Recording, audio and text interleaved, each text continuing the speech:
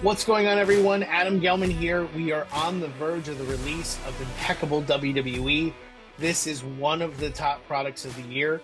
I wanted to make a quick video before we release all the content that we're going to do, sort of with panel discussions and everything around Impeccable, to just give some quick thoughts on First Off the Line. I want to cover three main things. First is the price, second is the redemptions, and third is kind of the checklist and some of the things that we're seeing in box breaks.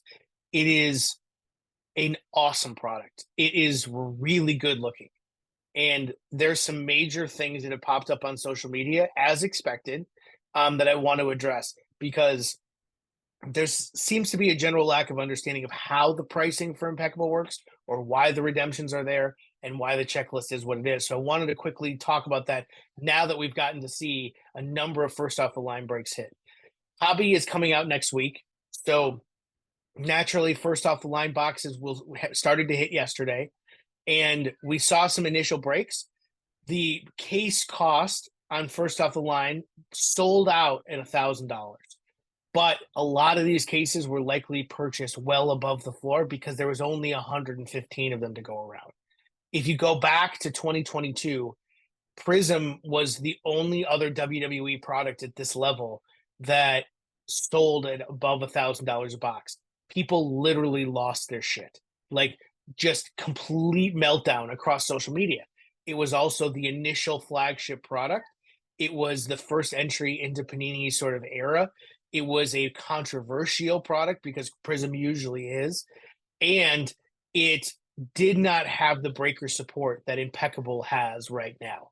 So this is two different markets with two very different communities supporting it.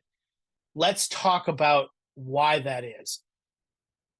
Right now, there are only two products available to break for WWE in a reasonable manner. You can go back and find cases of 2022 Prism, 2023 Select, Revolution, you name it.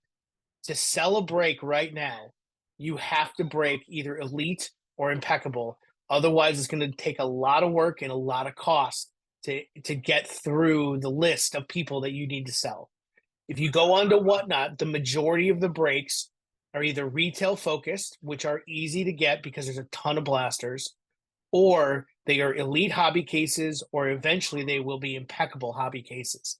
There are 15 to 20 channels on Whatnot that exclusively break wrestling. There's more on Facebook. There's more on YouTube. Plus, there's all of the retail shops across the US that want to sell this in their store. So you can imagine that the cost of acquiring this is going to be a completely different experience than what was taking place in 2022 with Prism. Now, the difference here, again, Prism's delivered 20 to 30 five-figure cards. They just delivered at least one six-figure card. So there's a lot of value in those 2022 Prism boxes. There is not as much value in these boxes, but there's probably hundreds of more people that want to break it.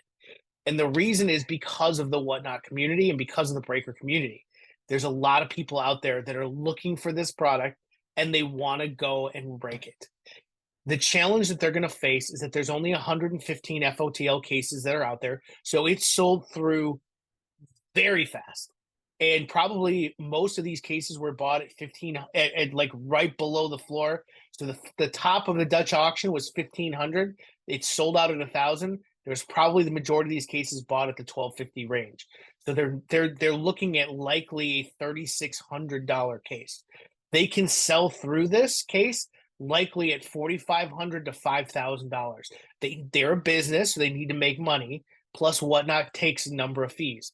You can imagine the cost of doing this is going to be high, but it's in high demand as well. The market overall is up about 8 to 10%. Plus, you have crypto continuing to creep up, which means a lot of gamblers out there, a lot of collectors out there have money to spend and they want to spend it. So products like Impeccable are going to be a heavy support for all of those people who want to rip great looking WWE cards. This is one of the best looking products of the year. That is why the cost is what it is. There's about 2,200 hobby cases. So if the information that was delivered in the lawsuit is accurate, a lot of this is very short supply. If they've cut the production, which is entirely possible since the lawsuit concluded, the idea that there's enough to go around is going to drive the price higher. So things could take. People could rip these boxes and see it, what's inside of them. It's built to be a $450, $500 a box product. If it's breaking at $1,000, there's going to be a lot of gap between the value in the box and what's eventually delivered in actually purchasing the materials to open. So a case costs $3,000, $2,400, whatever. It's not built to be like that. It's built to be a $1,500, $1,600 case. Even so, there's only a few cards that have sold above case price since 2022. So if you look on Card Ladder, there's only 5 to 6 cards that have legitimately sold above current Impeccable case prices. It's understandable that some of the content may sell above 2022, but I don't think the cost of the box is going to have a drastic impact on singles values.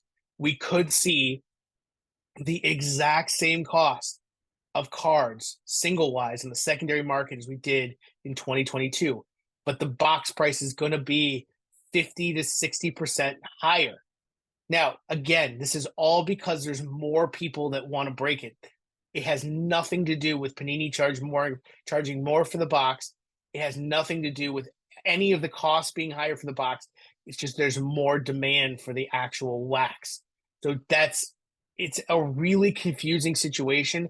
I understand why people are going to be frustrated with it, but it is something that we're going to have to get used to, because when Chronicles comes out next and then Immaculate being more, I legitimately believe that Immaculate could end up being double the cost. It's going to be more expensive. It's a better product. There's more value in it. So this is where we have high demand. I don't care what's in it. That's basically the market's sort of reaction to this. I want box of Impeccable. It could be 5 redemptions and a single base card, and I'd still want it. Immaculate is going to be completely different because it's going to have all of this extra content. It's going to be a better built product. Immaculate as a whole is just a better product, which means that you have that added on to the demand. It's going to be that much higher. Get ready. I'm telling you guys, it's going to be more expensive. So as bad as you may think it is right now, it's going to get hotter in the market to support a product like Immaculate. And for businesses out there that knows the market can support this, they're going to price it appropriately. Secondly, there's a lot of redemptions in this product, a lot. And the reason is, coming out of the national convention, there were a number of lawsuits. We have a huge amount of videos on this channel. Go watch them if you want to see what that was about. But basically, WWE facilitates all of these autographs. So if you're an active roster participant, getting signatures done over the last 6 months did not happen. So now you had an entire gap of about 6 months where they were not getting signatures for Elite. They were not getting signatures for Impeccable. So now you're running behind. You're running behind in a drastic manner. So they seem to have gotten a lot of the autographs done for Elite. I assume that they're going to get a lot of the missing autographs done for Impeccable this week at WrestleMania. It's one of the largest signings they do, this and Royal Rumble. So by the time we get through this product release, hopefully they will have a lot of the redemptions ready to ship out in the next couple of months. There are also huge signings at SummerSlam. So you can imagine that with Impeccable and Immaculate now needing to be signed, those are probably going to be the focuses for those 2 events. I don't think there's going to be a huge wait time on a lot of these redemptions. Some of them, like Charlotte Flair and Roman Reigns, they just habitually have trouble signing cards. Maybe they do it once or twice a year. So you could be waiting a while. But other ones, I mean, there's a lot of them because they've missed a lot of time here. They had to get Elite signed and done. They did a lot of that. Now they're moving on to Impeccable. They're going to start cycling through those cards. You can imagine there's tens of thousands of cards that needs to be signed, and they had very little time to do it. So they're running behind. It's all on card. So they did what they had to do. I don't think I would sweat the redemptions as much now that we know the lawsuit is settled. WWE seems to have committed to filling all of these autographs. So unless you have Triple H, Undertaker, Roman Reigns, Charlotte Flair, you should be okay. Lastly, the checklist. I think there's some major holes in this checklist. We talked about in our video, there's no Tiffany Stratton. There's no a number of NXT ladies that didn't sign. There's a lot of missing elements to this checklist. No CM Punk, etc. I think that's going to be a major plot hole here. Like there's going to be some heartburn over that because those are the cards that would drive the most money in the value. Impeccable is driven by two things: the gold bars, which will sell four figures for the really good ones, high mid four figures for the top of the ladder. I think a Tiffany Stratton gold bar would probably sell for probably $4,000 to $5,000, given how popular she is. CM Punk's gold bar could sell $6,000 to $7,000. Those are one of ones. The other one is the number cards. They are impossible to pull this year. I watched 10 cases of FOTL. I watched a number of hobby cases as well for people that got it early. Like, there's not a lot of number cards that are flying out of them like they did last year. There's less cases last year, so the number cards were easier to hit. They were like one a case. This is a little bit different. So the checklist is going to be a hurt in that respect. Again, this product is built to be $450 to $500 a box, not $1,000. But because there's so many people that want to break it, that's the way it had to be. I think people are going to be disappointed if you're buying individual box breaks, but man, if you just want to rip a few cases in the slot format, buy your favorite wrestler, I don't think the slots are unmanageable for most of the roster right now.